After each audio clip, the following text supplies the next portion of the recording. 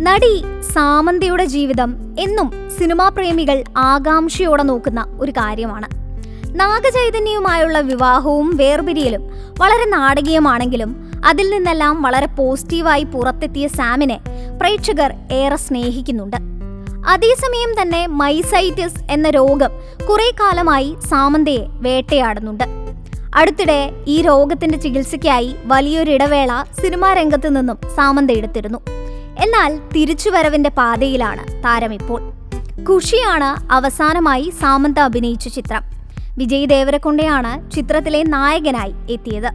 ചിത്രം ബോക്സ് ഓഫീസിൽ വൻ പരാജയമായിരുന്നു. സീരീസുകളിലടക്കം സാമന്ത ഇപ്പോൾ അഭിനയിച്ചു വരുന്നുണ്ട്. അതിനിടെയാണ് പ്രേക്ഷകർ കേൾക്കാൻ ആഗ്രഹിച്ച ഒരു വാർത്ത പുറത്തുവരുന്നത്. സാമന്ത രണ്ടാമതും വിവാഹിതയായേക്കുമെന്നുള്ള അഭ്യൂഹങ്ങൾ പ്രചരിക്കുന്നത്. നടിയെക്കൊണ്ട് രണ്ടാമതും വിവാഹം കഴിക്കാൻ വീട്ടുകാർ സമ്മർദ്ദം ചെലുത്തിയെന്ന് നടി ഓക്കെ പറഞ്ഞു എന്നുമാണ് വിവരം. ഔദ്യോഗികമായ സ്ഥിരീകരണങ്ങളൊന്നും വന്നിട്ടില്ലെങ്കിലും നടിയുടെ വിവാഹ കഥകളാണ് ഇപ്പോൾ തെലുങ്കിലെ മാധ്യമങ്ങളിലൂടെ പുറത്തെത്തുന്നത്.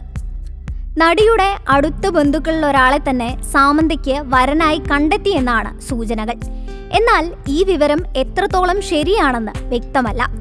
കഴിഞ്ഞ കുറച്ച് ദിവസങ്ങളായി സാമന്ത രണ്ടാമതും വിവാഹിതയാകാൻ പോകുന്നുവെന്ന റിപ്പോർട്ടുകൾ വരികയും നടി വരനെ വീട്ടിൽ വെച്ച് കണ്ടുവെന്നും വൈകാതെ വിവാഹം നടന്നേക്കുമെന്ന തരത്തിലും സൂചനകൾ പ്രചരിക്കുന്നുണ്ട്.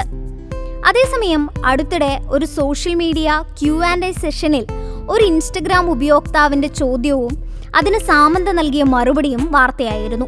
നിങ്ങൾ വീണ്ടും വിവാഹം കഴിക്കുന്നതിനെക്കുറിച്ച് ചിന്തിക്കുന്നില്ലേ എന്നായിരുന്നു ആ ചോദ്യം. സ്ഥിതിവിവര കണക്കുകൾ പ്രകാരം ഒരു മോശം ഇൻവെസ്റ്റ്മെന്റ് ആയിരിക്കും ഇത് എന്നാണ് ചിരിക്കുന്ന ഇമോജിയോടെ സാമന്ത നൽകിയ മറുപടി.